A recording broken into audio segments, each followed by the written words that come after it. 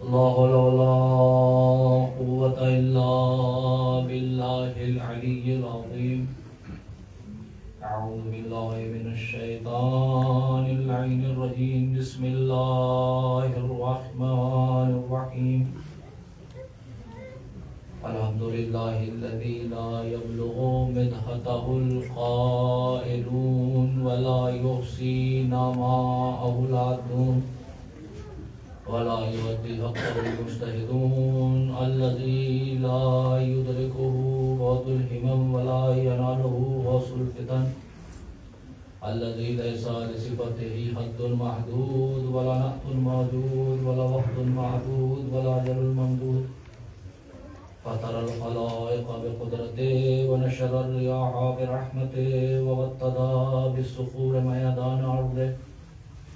هو الذي إله كل شيء وخالق كل شيء وصانع كل شيء وعالم بكل شيء. هو الحي الذي يحيي كل حي وحي الذي يميت كل حي وحي الذي قبل كل حي وحي الذي بعد كل حي وحي الذي ليس كمثله حي. والصلاة والسلام على رسول الثقلين محبوب رب المشرقين والمغربين جد الحسن والحسين مولانا ومقتدانا أبي القاسم محمد. اللهم صل على محمد وآل أما بعد فقد قال الله تعالى في كتابه الكريم وهو أصدق الصادقين وقوله الحق. بسم الله الرحمن الرحيم. يا معشر الجن والإنس إن استطعتم أن تنفذوا من أقطار السماوات والأرض فانفذوا لا تنفذون إلا بسلطان. اللهم صل على محمد وآل محمد. عزیزان محترم اور برادران ایمانی، دوستان عزیز اور بزرگان ملت، 45 منٹ کا مجھے ٹائم دیا گیا ہے، اس میں گفتگو کو مکمل کرنا ہے. تو کل سے پلان کچھ برنامہ چینج ہوگا، اس کا اعلان کر دیا جائے گا. عزیزان گرامی، کل کی مجلس میں نے مجلس کیا ہے، مجلس حسین کیا ہے اور اس کی ضرورت کیا ہے، ہمیں مجلس کیوں کرنا چاہیے اور ہمیں مجلس کیسے کرنا چاہیے، اس پر تفصیلی گفتگو کر چکی. آج کی گفتگو اور آخری مجلس تک جس پر گفتگو ہوگی وہ موضوع میں نے کل بھی اعلان کیا تھا اور آج بھی تکرار کر رہا ہوں: علم اور اہل علم قرآن اور روایات کی روشنی میں.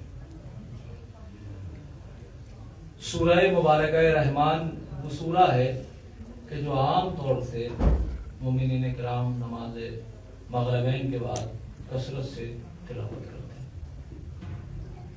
اس سورہ میں ہر آیت، اس سورہ کی خصوصیت یہ ہے،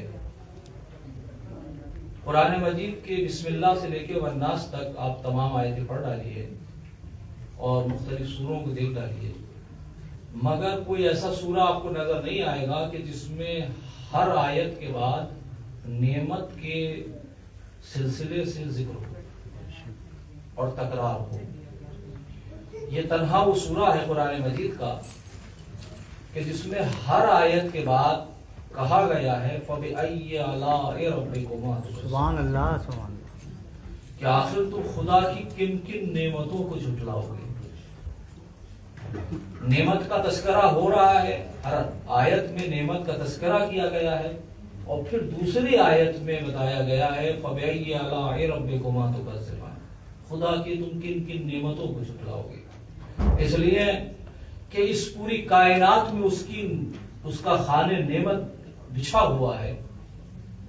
آسمان سے لے کر، یا کہوں کہ تحت الثری سے لے کر ثریا تک ہر شے ایک نعمت کی شکل میں ہمارے سامنے ہے.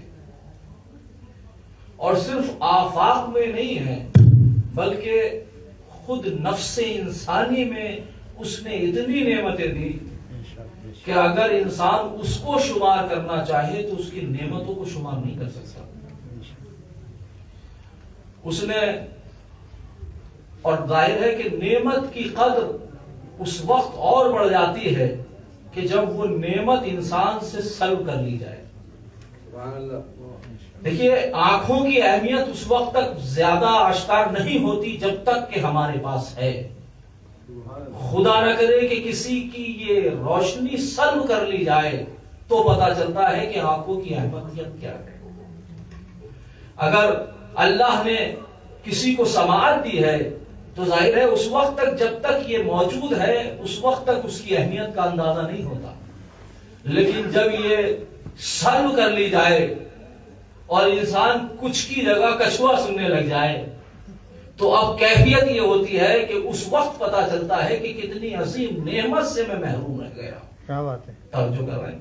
تو اللہ کی اتنی نعمتیں ہیں، توجہ کیجئے گا، کسی بھی نعمت کو انسان حق ادا نہیں کر سکتا کما حقہ، جو حق ہے.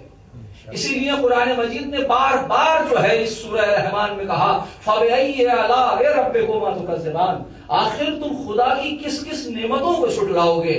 تم ایک نعمت نہیں ہے، یہاں تو لاہ تحصیٰ ہیں. اور امام زین العابدین علیہ السلام فرماتے ہیں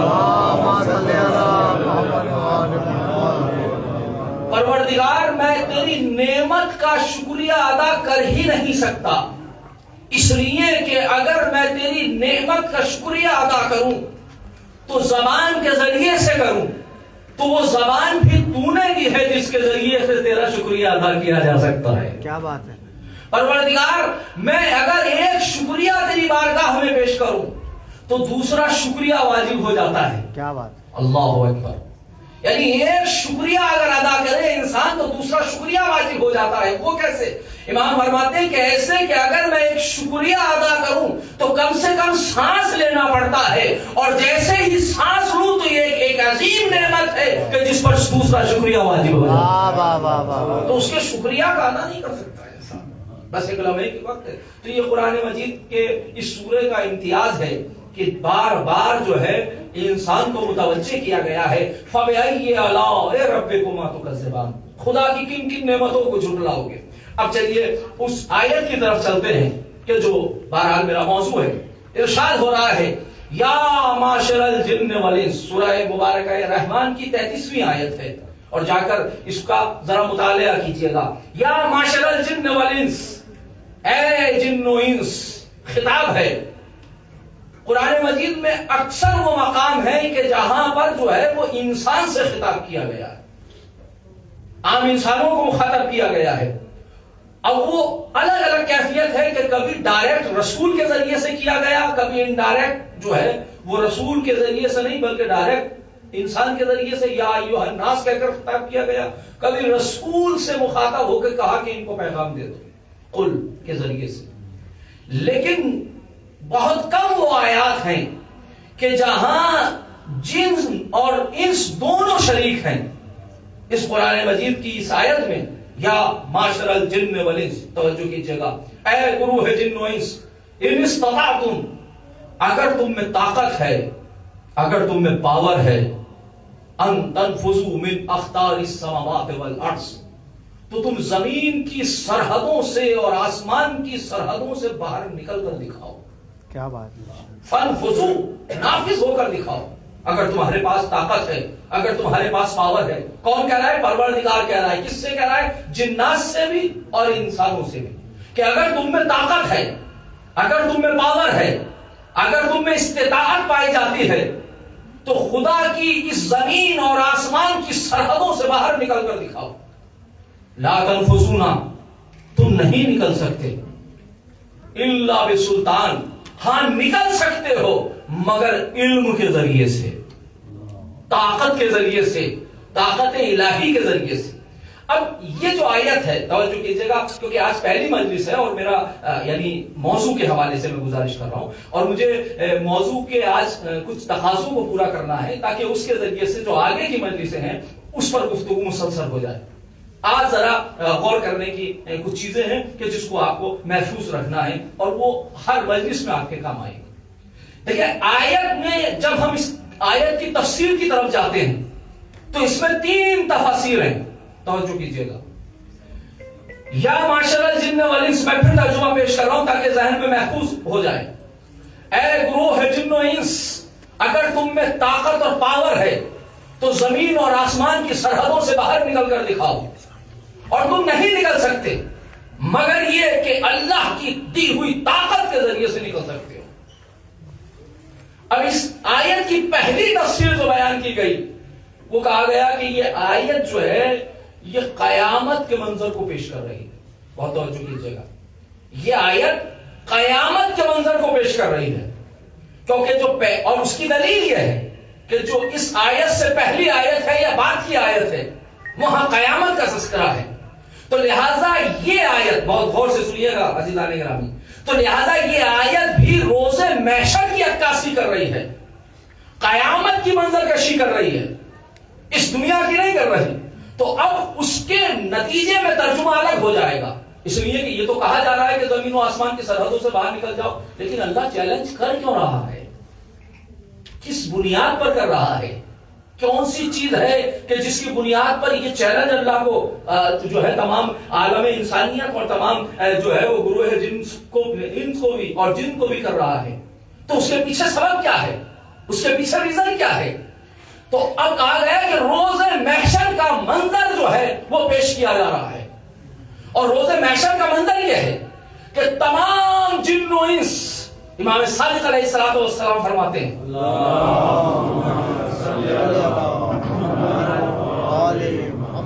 اگر آپ صلوات پڑھیں تو بآواز بلند صلوات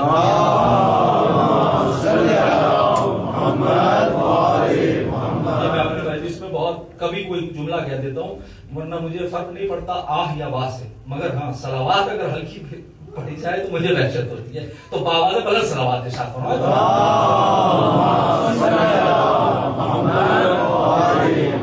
حدیث رسول بھی ہے کہ جتنے انسان بلند طریقے سے صلوات پڑھتا ہے اتنا ہی اس کا نفاق دور ہوتا ہے, لیکن نفاق عملی عقائدی نہیں. کیا بات ہے. اور نفاق اخلاقی فرق ہے. کبھی کبھی کچھ لفظ ایسے ہوتے ہیں, کبھی کوئی یہ تو حدیث ہے, تو ہو سکتا ہے کوئی انسان یہ سوچے کہ بھائی اس کا کیا مطلب ہے, صلوات تو وہی پڑھے گا جو آل محمد سے رابطہ رکھتا ہو. کیا بات ہے. اور کہہ رہے ہیں کہ جو صلوات کو بلند آواز میں پڑھے, صلوات اور ارشاد فرمائیں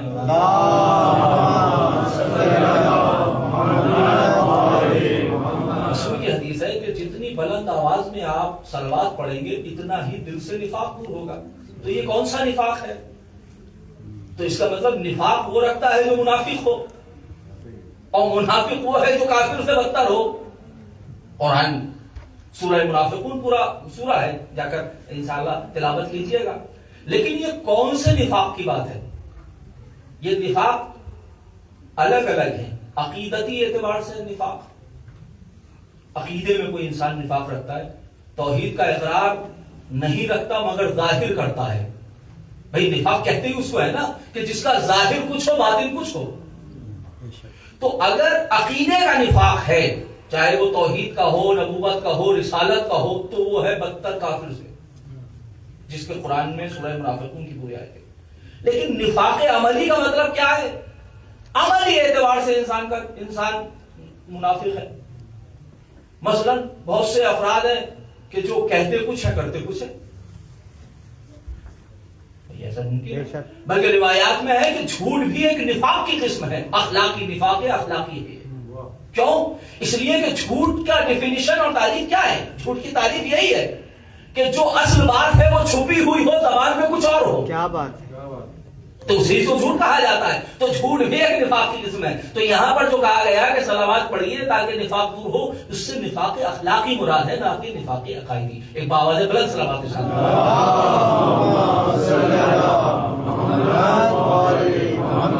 کبھی کبھی کچھ لفظ ایسے ہوتے ہیں کہ جو بیان کرنا ضرور ہوتا ہے, ورنہ وہ اس کے معنی اور مفاہیم غلط لے لیے جاتے ہیں. اور آج کل تو ویسے ہی سوشل میڈیا کا زمانہ ہے, وہی چیز لی جاتی ہے کہ جو ان کے مطلب کی ہوتی ہے. بہرحال تو لہذا میں عرض کر رہا تھا کہ روز یہ آیت جو ہے روز محشر کی عکاسی کر رہی ہے. اور اس کے نتیجے میں دو دلیلیں ہیں، توجہ کیجئے گا، دو دلیلیں ہیں کہ یہ آیت جو ہے تمام جن و انس کو قیامت کے منظر کی طرف کر رہی ہے اور قیامت کا پس منظر پیش کر رہی ہے۔ اس کی دو دلیلیں پیش کرتے ہیں۔ کہہ رہے پہلی دلیل یہ ہے کہ آپ قرآن کی پہلی آیت یا اس کے بعد والی آیت پڑھ لیں تو کہ وہ قیامت کے سلسلے سے بات کر رہی ہیں، تو لہذا یہ بھی روز قیامت کے سلسلے سے بات کر رہی ہے۔ یہ ایک دلیل ہے۔ دوسری دلیل یہ ہے کہ خود امام نے فرمایا، چھٹے امام نے، کہ قیامت کا وہ منظر ہوگا، توجہ کیجئے گا، قیامت کا وہ منظر ہوگا جہاں سارے جن و انس کو جمع کر دیا جائے گا۔ کیا بات ہے؟ اور جب سارے جن و انس جمع ہوں گے تو آسمان اول سے فرشتے نازل ہوں گے کہ جو جن و انس کی تعداد کے ڈبل ہوں گے، توجہ کیجئے گا۔ لہذا وہ آئیں گے اور تمام جن و انس پر اپنے پروں کو بچھا دیں گے۔ کیا بات ہے؟ توجہ کیجئے گا۔ اور پھر اس کے بعد آسمان دوم اور آسمان سوم، اور اسی طرح سے امام فرماتے چلے گئے کہ یہاں تک کہ ساتویں آسمان تک کے فرشتے جو ہیں وہ آ جائیں گے۔ لہذا یہ سات جو ہیں وہ طبقے ہو جائیں گے کہ جس کے اوپر جو ہے چاروں طرف سے جو ہے انسان جن و انس کو جو ہے وہ سات تاؤں میں جو ہے وہ سائے میں لے لیا جائے گا۔ اس وقت آواز غیبی آئے گی، یا معاشر الجن والانس، اے گروہ جن و انس، ان استطعتم من تنفذوا من اقطار السماوات والارض، اگر تم میں ہمت ہے تو آج زمین اور آسمان کی سرحدوں سے باہر نکل کر جاؤ۔ کیا بات؟ تم نہیں نکل سکتے، کس کیوں؟ اب آخر نکل کے کہا کہ عذاب الہی سے بچ کر جا نہیں سکتے۔ توجہ کیجئے گا، عذاب الہی اللہ، مگر کیسے؟ اللہ میں سلطان، مگر یہ کہ تمہارے پاس اپنے عمل کی کوئی دلیل ہو کہ جس کی بنیاد پر تم کو محفوظ کر دیا جائے۔ کیا بات ہے؟ ورنہ تم نکل نہیں سکتے، بہت توجہ کیجئے گا، تم نکل نہیں سکتے۔ اور اس کی دلیل یہ ہے کہ دعائے کمیل میں امام فرماتے ہیں اللہم لا یمکن الفرار من حکومتک، پروردگار تیری حکومت کی سرحدوں سے باہر نہیں نکلا جا سکتا۔ کیا بات ہے؟ تیری حکومت سے باہر نہیں نکل جا سکتا، اس لیے کہ کہیں بھی چلا جائے تو فرشتے ایک طرف لگے ہوئے ہیں، جہاں بھی جائیں گے اس کی سلطنت سے باہر نکل کر کہاں جائے گا انسان؟ آسمان کی سرحدوں سے باہر کہاں جائے گا؟ زمین کی سرحدوں سے نکل کر کہاں جائے گا؟ تو لہذا اس کی سرحدوں سے باہر نہیں نکل سکتے۔ تو میں کہہ سکتا ہوں کہ پروردگار دنیا میں بھی تو کوئی اس کی کیفیت دکھا دے کہ جس کی سرحدوں سے باہر نہیں نکل سکتا ہو انسان۔ کیا بات ہے؟ توجہ کیجئے گا عزیزان گرامی، تو لہذا روز محشر کا یہ منظر ہے لا یمکن الفرار من حکومتک، اب عذاب الہی کے سرحدوں سے باہر نکل کر تم نہیں جا سکتے۔ اگر دنیا میں دستے الہی سے بچ کر ذوالفقار سے نہیں بھاگ سکتے تو قدرت الہی سے کیسے جا سکتے ہو؟ اس کی عطا موجود ہے۔ تو یہ ایک کیفیت ہے، یہ ایک تفسیر ہے۔ جلال الہی، غضب الہی، جب ذوالفقار الہی چلتی تھی دست علوی میں، دست ید اللہ میں، تو اب کیفیت یہ ہوتی تھی کہ ید اللہ جب چلتا تھا تو نسلوں کو دیکھ کر چلتا تھا۔ کس کی ہمت ہے کہ جس کو علی شکار بنا دے تو وہ فرار ہو جائے؟ کیا بات ہے؟ یہ الگ بات ہے کہ اس کی ذلت کے لیے فرار ہونے دیں۔ تعریف پر آپ کی نظر ہے، یہ الگ بات ہے۔ تو یہ ایک آیت کا ایک پہلو ہے کہ جس کے سلسلے سے کہا گیا کہ یہ آیت روز محشر کے لیے ہے کہ تم اللہ کی زمین و آسمان سے باہر نہیں نکل سکتے، اللہ عذاب الہی کے چنگلوں سے باہر نہیں جا سکتے۔ یہ ایک پہلو ہے۔ قرآن کا دوسری تفسیر دیکھیں، یہ قرآن ہے اور ظاہر ہے کہ ایک ایک آیت کے روایات میں ہیں متون، بعض میں ہے 7 متون، بعض میں ہے 70 متون، کہ ایک ایک آیت کی 70 تفاسیر ہیں۔ اور اس پر تعجب نہ کیجئے گا، انشاءاللہ بات آئے گی تو میں پیش کروں گا کہ آدم سے لے کر آج تک اور آج سے لے کر روزے ظہور امام تک جتنا بھی علم ہے وہ 2 حروف پر جو ہے وہ مبنی ہے، لیکن ظہور امام کے موقع پر 27 حروف کا علم ہوگا۔ کیا بات ہے؟ تو آپ اندازہ لگا سکتے ہیں کہ علم کی کیفیت کیا ہوگی. میں انشاءاللہ تفصیلات بیان کروں گا کیونکہ موضوع آج تو صرف موضوع کی اہمیت کی طرف میں آپ کو متوجہ کر رہا ہوں اور آیت کے کچھ تقاضے ہیں کہ جو پورے ہو جائیں. اور دوسری چیز کیا ہے کہ آیت کا تعلق جو ہے وہ قیامت سے نہیں ہے فقط بلکہ دنیا سے ہے. پروردگار اگر یہ آیت تمہیں قیامت ہی کے لیے دی ہے تو اس دنیا میں بھی تو کوئی اس کا فائدہ ہونا چاہیے نا. تو اب اس کی دوسری تفسیر دیکھیے. دوسری تفسیر یہ ہے اے گروہ جن و انس اس زمین اور آسمان کی سرحدوں سے باہر نہیں نکل سکتے مگر نکل سکتے ہو اس سلطان کے ذریعے سے. یہ سلطان کیا ہے؟ کہا قدرت الہیہ. بعض نے کہا قدرت الہیہ اس زمانے میں کیا ہے؟ علم، جو میرا موضوع ہے کہ اس زمانے میں یہ آیت لا تنفذون الا بسلطان کا یہ ٹکڑا بتا رہا ہے کہ تم نہیں نکل سکتے مگر کہ علم کے ذریعے سے نکلتے ہو. یہ آیت اشارہ کر رہی ہے آج کے علم کے حوالے سے. یہ جو انسان فضا میں پرواز کر رہا ہے، یہ جو انسان دوش ہوا پر سوار ہے، یہ جو انسان مریخ پر رہنے کی کوششیں کر رہا ہے، یہ انسان جو چاند کا سفر طے کر چکا ہے، جہاں اپنے نقش قدم جما چکا ہے، تو قرآن کی آیت یہ کہہ رہی ہے کہ تم نہیں نکل سکتے مگر کہ علم کے ذریعے سے آسمانوں کو چیر کر جا سکتے ہو. توجہ کیجیے گا. لہذا یہ دنیاوی اعتبار سے اس کی تفسیر ہے. لیکن تیسری تفسیر یہ ہے کہ اس میں دونوں ہی مراد ہیں، دنیا بھی اور آخرت بھی. اور یہ تفسیر وہ ہے کہ جس پر میں زیادہ تکیہ رکھنا چاہتا ہوں اور زیادہ اس پر اعتماد کرنا چاہتا ہوں. اور وہ یہ کہ پروردگار جو ہے فرما رہا ہے اسلامات کے ساتھ فرما رہا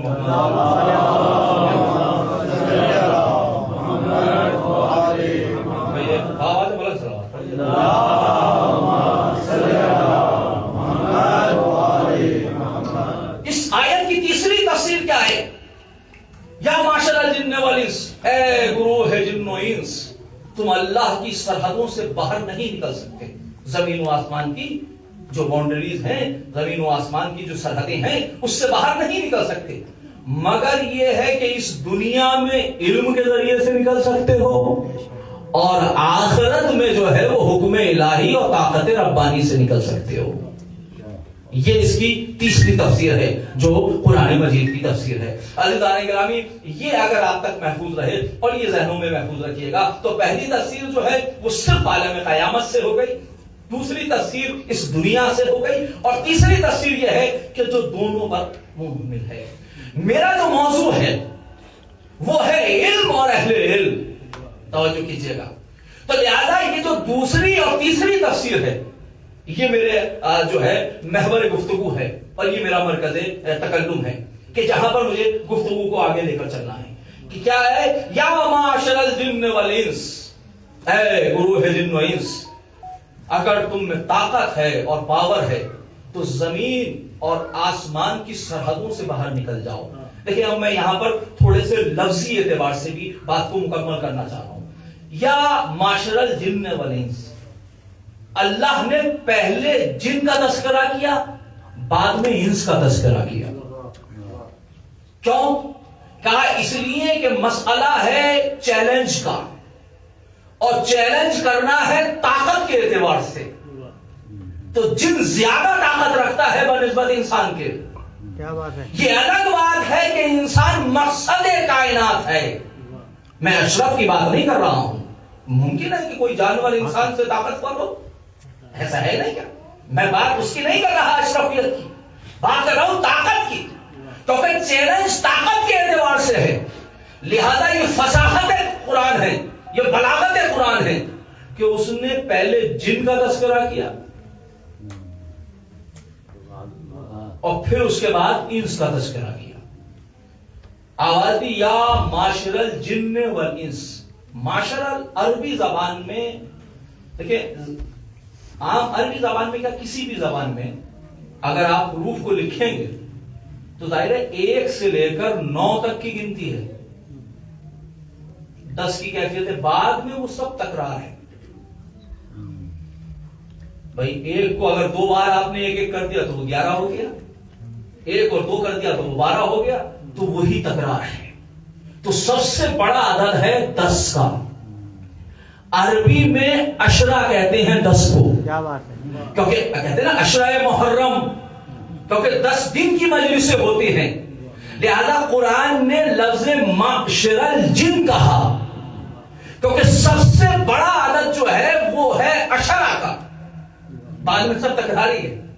تو لہذا یہ فصاحت قرآن ہے کہ جن و انس کے تمام افراد کو لے لیا گیا، اس میں کسی کو چھوڑا نہیں گیا. یا معاشر الجن والانس ان استطعتم، اگر تم میں استطاعت ہے، طاقت ہے، ان تنفذوا، تو تم نافذ ہو کر دکھاؤ. دیکھیں نفوذ کی کیفیت ہے. نفوذ کا مطلب یہ نہیں ہے کہ صرف انٹری ہو، نفوذ کا مطلب ہے کہ انسان جو ہے داخل ہو کر پار ہو جائے، اسی کا مطلب ہے نافذ ہو جانا. کہ اگر کوئی شے ہے، فرض کریے ایک رومال ہے اور رومال پر آپ ان ڈالتے ہیں، تو وہ نفوذ اس وقت کہا جائے گا کہ جب وہ نیچے تک آ جائے کہ یہ شے نافذ ہو گئی. تو کیا کہا؟ یا معاشر الجن والانس ان استطعتم، اگر تم میں استطاعت ہے، ان تنفذوا من اقطار السماوات والارض، تو تم نکل کر دکھاؤ، نافذ ہو کر دکھاؤ. سماوات جب کہا گیا کہ آسمانوں سے نکل کر دکھاؤ، تو یہاں پر پلورل کو جمع کا صیغہ استعمال کیا گیا کہ آسمانوں کی سرحدوں سے باہر نکل کر دکھاؤ. اور جب زمین کی بات ہوئی تو صرف ایک کہا، یہ نہیں کہا کہ سماوات.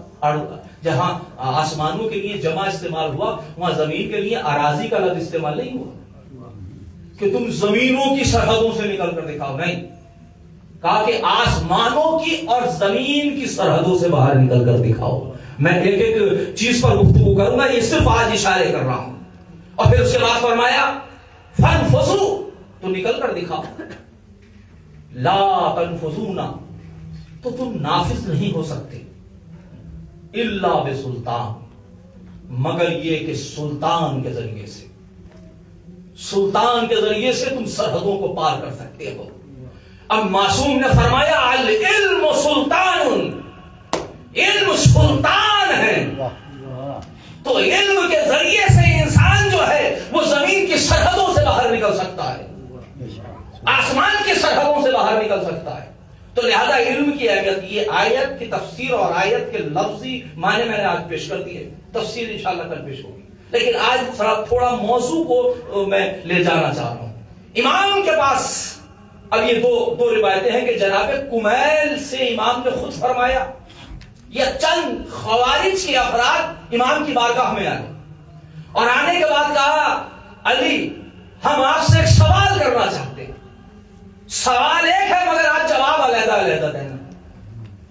بھئی ایک سوال کے بہت سے جواب ہو سکتے ہیں. امام نے فرمایا کیا پوچھنا چاہتے ہو؟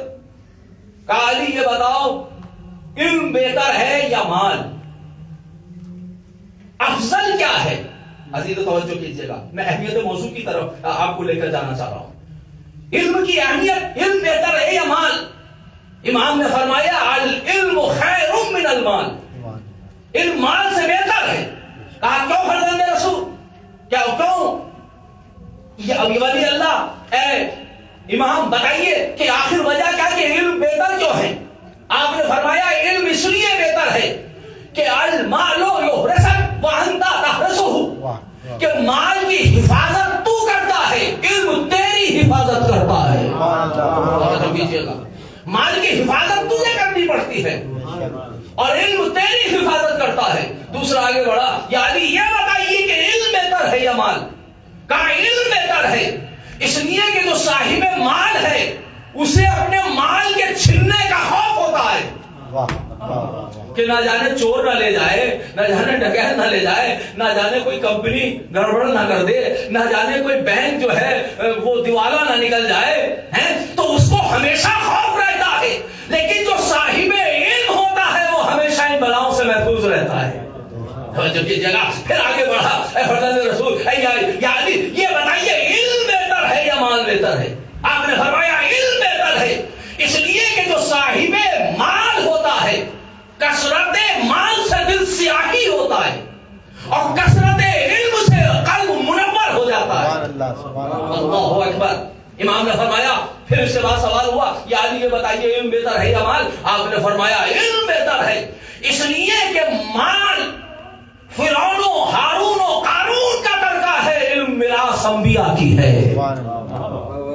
فرمایا یا علی یہ بتائیے علم بہتر ہے یا مال؟ پھر دوسرا آگے بڑھا, آپ نے فرمایا علم بہتر ہے, اس لیے کہ جو صاحب مال ہوتا ہے اس میں غرور اور تکبر آ جاتا ہے, انا ربکم الاعلی کا مصداق بن جاتا ہے. لیکن جو صاحب علم ہوتا ہے وہ مسکین اور خاشع کہلاتا ہے.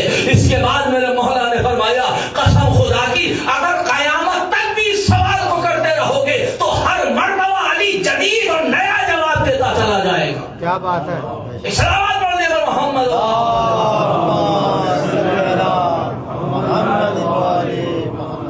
تو یہ علم ہے. لیکن آج مجھے اس لیے کہ ظاہر ہے کہ وقت بہت تیزی سے جو ہے وہ آگے بڑھ رہا ہے اور وقت کے اندر گفتگو کو مکمل کرنا ہے. ضرورت علم کیا ہے؟ اہمیت علم پر تفسیر آیت پر بات ہو چکی ہے اور علم کی اہمیت پر بات ہو چکی ہے, لیکن علم کی ضرورت کیا ہے اس پر ہمیں تھوڑی سی گفتگو کرنی ہے کہ آخر علم کیوں ضروری ہے, علم ضروری کیوں ہے. دیکھیے اللہ نے قرآن مجید کی مختلف آیات موجود ہیں اور میں بہت تیزی کے ساتھ گزر رہا ہوں اس لیے کہ میرے پاس 15-20 منٹ ہیں جس میں مجھے مسائل بھی بیان کرنے ہیں اور یہ گفتگو کو بھی پیش کرنا. وہ کرمنا بنی آدم, ہم نے بنی آدم کو مکرم کیا, ہم نے انسان کو اشرف بنایا.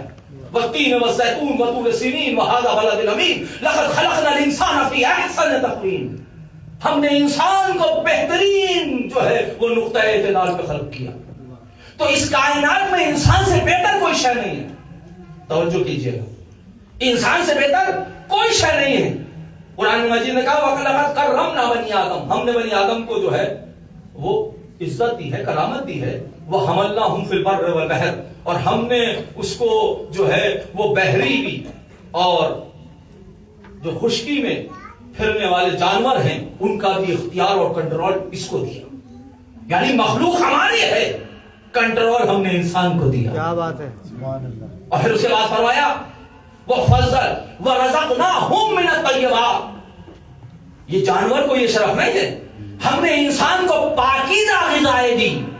اب یہ الگ بات ہے کہ وہ اپنی پاکیزہ غذاؤں کو نجس بنا لے, لیکن ہم نے اس کے لیے پاکیزہ غذائیں خلق کی ہیں. کیا بات ہے. اور پھر فرمایا وَفَضَّلْنَاهُمْ عَلَىٰ كَثِيرٍ مِّمَّا فَضَّلْنَاهُ كَثِيرًا, اور ہم نے فضیلت دی ہے اس انسان کو. اللہ اکبر. تو ظاہر جمادات موجود ہیں, نباتات موجود ہیں, حیوانات موجود ہیں, مگر انسان کو افضلیت دی گئی. بولی سے جب پوچھا گیا کہ انسان میں اور حیوان میں فرق کیا ہے تو کہا انسان کے افضلیت کے لیے یہ بھی ایک عظیم بات ہے کہ جانور جب کوئی غذا کھاتا ہے تو اپنے سروں کو نیچا کر کر کھاتا ہے, لیکن اللہ نے انسان کو یہ شرف دیا ہے کہ وہ رزق کے آگے بھی اپنا سر نہیں جھکایا تھا, اس لیے کہ یہ سر جھکنے لائق ہے تو صرف پروردگار کی بارگاہ میں. اگر کسی اور کی بارگاہ میں سر جھک رہا ہے تو یہ غلط ہے. اب چاہے وہ درباری ہو یا کوئی اسی قافیے کا ہو, ایک صلوات پڑھ دے محمد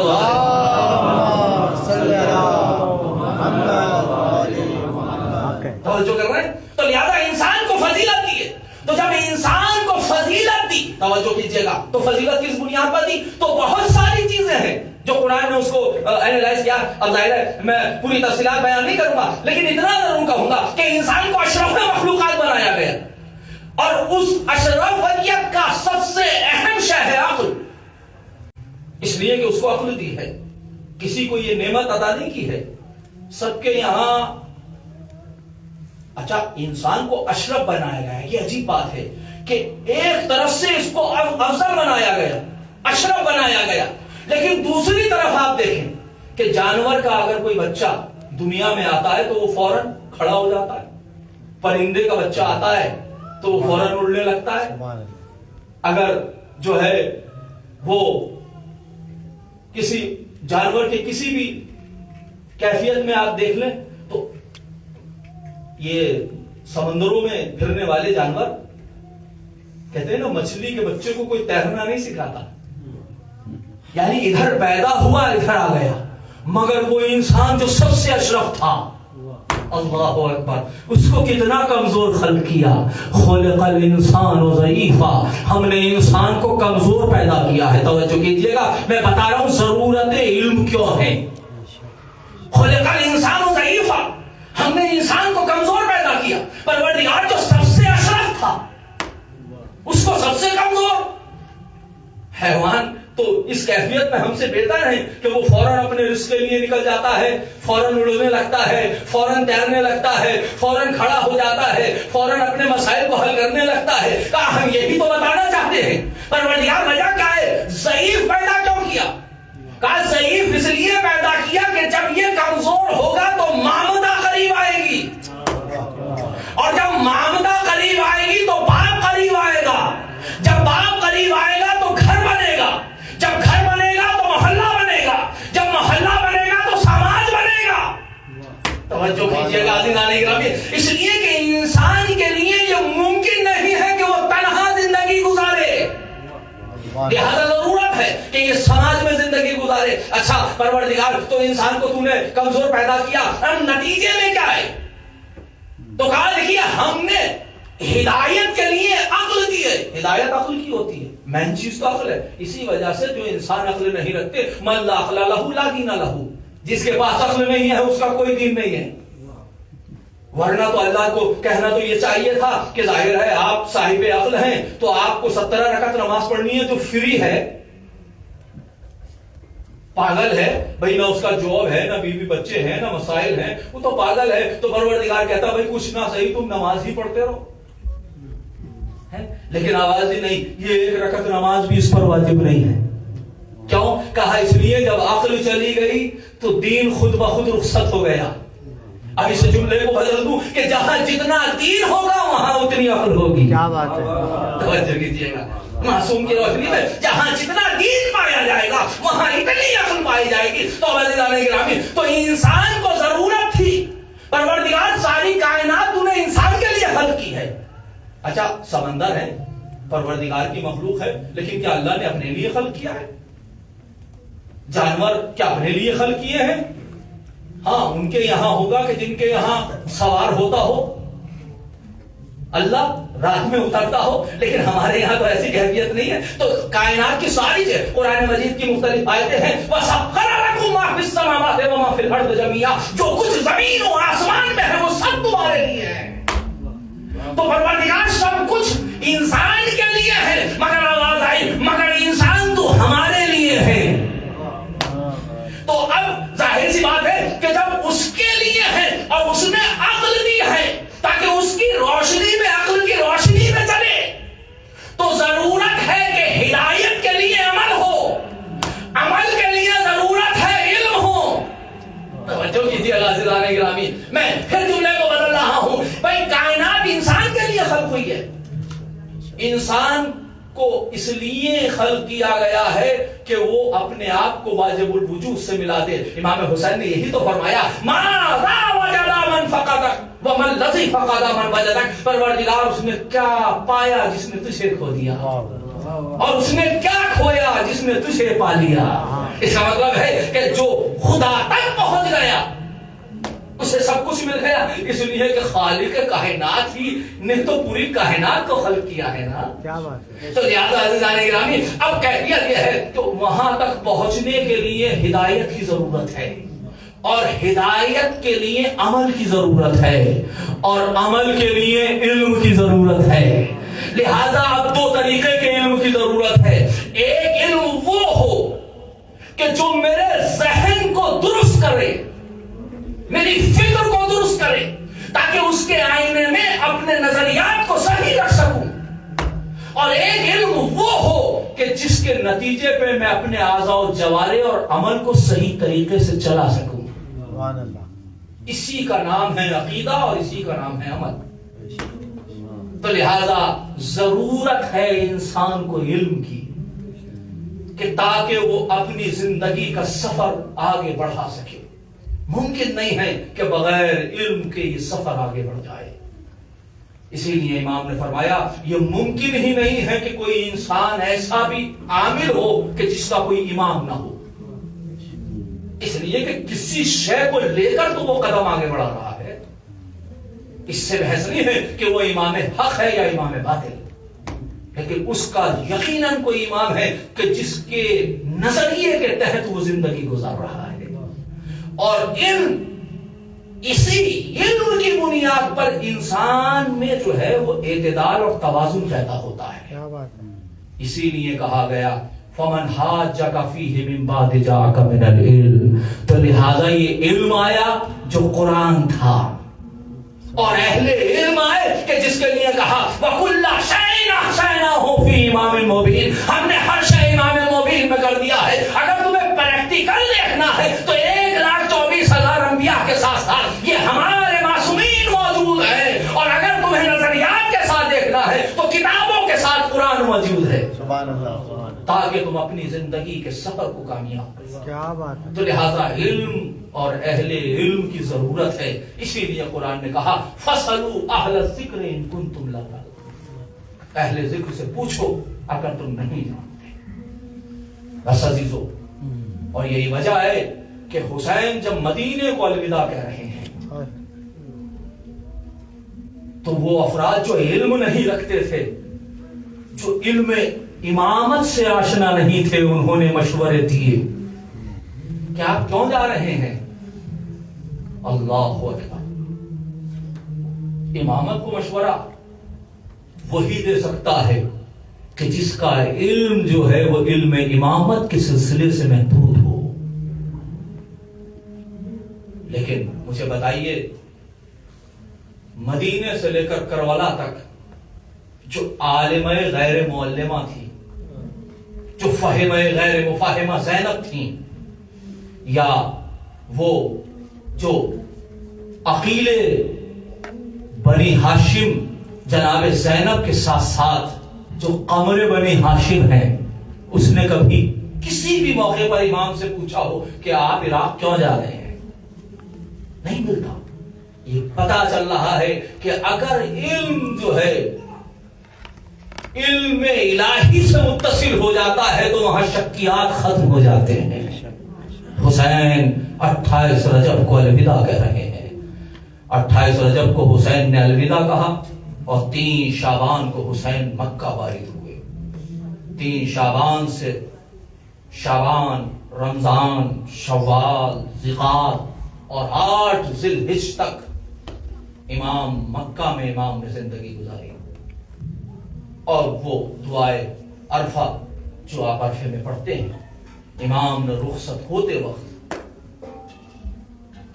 دعائے عرفہ کی تلاوت کی، جس کا میں نے یہ جملہ آپ کو سنایا، ماذا وجد من فقدک، اس نے کیا پایا جس نے تجھے کھو دیا، وما الذی فقدک من وجدک، اس نے کیا کھویا جس نے تجھے پا لیا. حسین سب کچھ راہ خدا میں دینے کے بعد مطمئن ہے کہ مجھے سب کچھ حاصل ہو گیا. کیا بات ہے عزیزو. اور 2 محرم کو حسین وارد کربلا ہوئے. بس مجھے ظاہر وقت ہو چکا ہے، 2-4 جملے رخصتی کے سلسلے سے پڑھنا چاہتا ہوں. 28 رجب کو جب حسین مدینے کو الوداع کہہ رہے تھے، عزیزو یہاں پر سب وہ افراد ہیں جو اپنا اپنا وطن ایک زمانے میں چھوڑ کر آئے ہیں. مجھے انصاف سے بتائیے اپنے وطن سے کتنی محبت ہوتی ہے انسان کو، اور وطن بھی جب ایسا ہو کہ جہاں قبر رسول ہو، وطن بھی ایسا ہو کہ جہاں ماں کی لہد ہو، وطن بھی ایسا ہو کہ جہاں بھائی کی قبر ہو، وہاں حسین کے دل پر کیا گزر رہی ہوگی. تاریخ بتاتی ہے کہ ایک مرتبہ حسین کو بلایا کس نے؟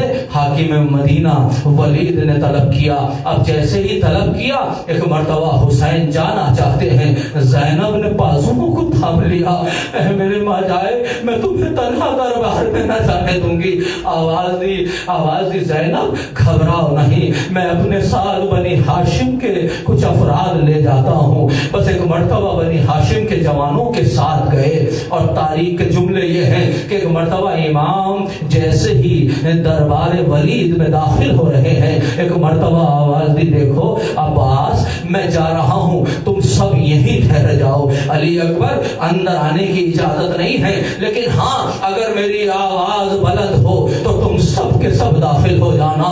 अल्लाह अकबर। बस एक मर्तबा गए, जाने के बाद वलीद ने इस्तकबाल किया और एक मर्तबा खबर जो है वो हलाकत माविया बताई कि वो दुनिया से जा चुका है, और इसके बाद यजीद बरसरे इख्तिदार आया है और उसने जो है ये खत भेजा है, खत पढ़कर सुनाया कि चाहे तुम जो है उनके दो ही इख्तियार हैं कि चाहे कत्ल कर देना या वो बैयत करें। बस अजीजो इतना सुनना था कि एक मर्तबा इमाम ने आवाज दी कि इतनी तुम्हें जल्दी क्यों है, नानो नुस्बह वान तुम तुस्बिहून, हम भी सुबह करते हैं और तुम भी सुबह कर लो, और सुबह में जो है इसका फैसला होगा। मन हुआ अहक्कु बिल खिलाफत वल बैया, कि खिलाफत का कौन ज्यादा मुस्तहिक है और बैयत का कौन ज्यादा मुस्तहिक है। बस अजीजो ये कहकर हुसैन पलट रहे थे कि एक मर्तबा मरवान ने कहा कि तू कहां छोड़ रहा है, ऐसा ना हो कि हुसैन जो है फिर हाथ ना आ सके, लिहाजा या बैयत ले, ये सर को कलम कर ले।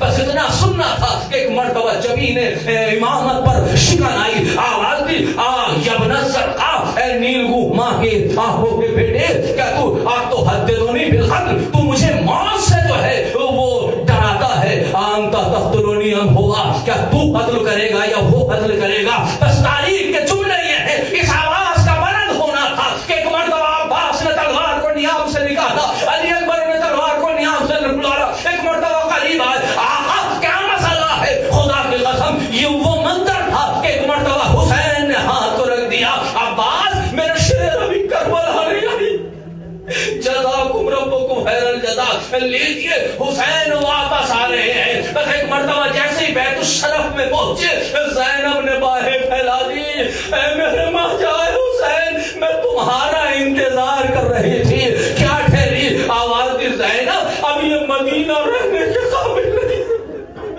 ज़ैनब अब सफर की तैयारी मुकम्मल की जाए। बस अजीजो रावी कहता है कि जब निस्फ शब हो गई तो एक मर्तबा हुसैन रुखसत के लिए पहले नाना की कब्र की तरफ बढ़े। तारीख कहती है, रावी कहता है, हुसैन जब नाना की कब्र की तरफ बढ़ रहे थे तो ऐसे बढ़ रहे थे कि कोई कोहे विहार हो कि जो एक मर्तबा मंजिल की तरफ जा रहा हो। और एक मर्तबा हुसैन पहुंचे और पहुंचने के बाद आवाज दी, अस्सलामु अलैका या जद्दा, नाना तुम पर हुसैन का सलाम है, नाना आपकी कब्र का मुजाविर हुसैन जा रहा है, नाना आपकी उम्मत अब रहने नहीं देती, नाना आपकी कब्र का मुजाविर अब हुसैन जा रहा है। एक मर्तबा तारीख के जुमले ये है कि आवाज आई, वालेकुम सलाम, मेरे लाल तुम पर भी सलाम हो, बेटा जा रहे हो, तुम जा तो रहे हो, हाँ इसलिए जा रहे हो ना कि मेरे दीन को बचाना है, हुसैन तुम्हारी कुर्बानी की जरूरत है। हुसैन ये कहकर ही तो निकले थे, वइन काना दीन मुहम्मदिन लम यस्तक़िम इल्ला बिक़त्ली फया सुयूफ खुज़ीनी, ऐ नाना के दीन तू मत घबरा, अगर तुझे मेरा खून चाहिए तो आओ तलवारों आओ, अगर इससे मेरे नाना का दीन महफूज है तो हो जाए और मुझे ज़िबा कर दो। अल्लाहु अकबर। रावी कहता है, इसके बाद मैंने देखा कि हुसैन कब्र हसन के करीब गए और जाने के बाद भैया तुम्हारी कब्र का मुजाविर हुसैन आया है, भैया अब इसके बाद आना नसीब ना होगा, भैया मैं जा रहा हूँ, भैया ये मदीना रहने के काबिल न रहा। बस एक मर्तबा तारीख रावी कहता है कि हुसैन जब नाना की कब्र से और भाई की कब्र से फारिग हो चुके, जब नाना की कब्र पर गए थे तो कोहे विकार बनकर आगे बढ़े थे, जब रसूल की कब्र के भाई की कब्र पर गए थे तो ऐसे गए थे कोई जैसे शहंशाह जाता है। लेकिन रावी कहता है, हमने देखा कि जब हुसैन अपनी माँ की कब्र की तरफ गए तो ऐसे दौड़ कर गए जैसे कोई छोटा बच्चा अपनी माँ की आंखों से, अम्मा लहू लुहान चमक देख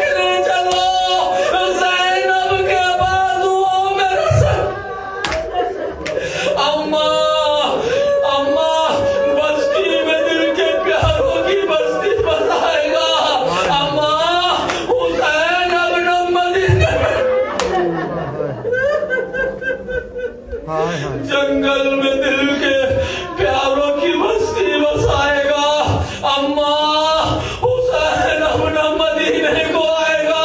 راوی کہتا ہے جیسے ہی امام نے کہا السلام علیکم یا اما، اے ماں میرا سلام قبول کیجئے، قبر فاطمہ لرز گئی.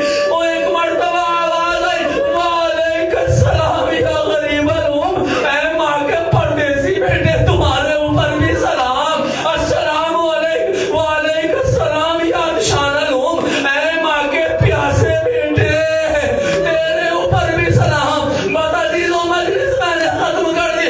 تاریخ کہتی ہے حسین ایک مرتبہ چلے. عبداللہ ابن سنان کہتا ہے میں ایک مرتبہ مدینے میں داخل ہوا، میں نے دیکھا کہ چاروں طرف سناٹا ہے. ایک مرتبہ پوچھا بھائی کیا بات ہے، چاروں طرف سے یہ بکا کی آوازیں کیسی ہیں، یہ سنسان علاقہ کیوں ہو رہا ہے؟ کہا کہ تمہیں نہیں پتا کہ روح مدینہ مدینے کو الوداع کہہ رہا ہے، جانے مدینہ مدینے کو چھوڑ رہا ہے. بس اتنے میں عبداللہ ابن سنان کہتا ہے میں نے کہا میں دیکھوں تو صحیح کہ اہل مدینہ جانے مدینے کو کیسے الوداع کہتے ہیں. میں ایک بلندی پہ کھڑا ہوا، میں نے دیکھا کہ سامنے جو ہے وہ کوئی بیٹھا ہوا کرسی پر ہے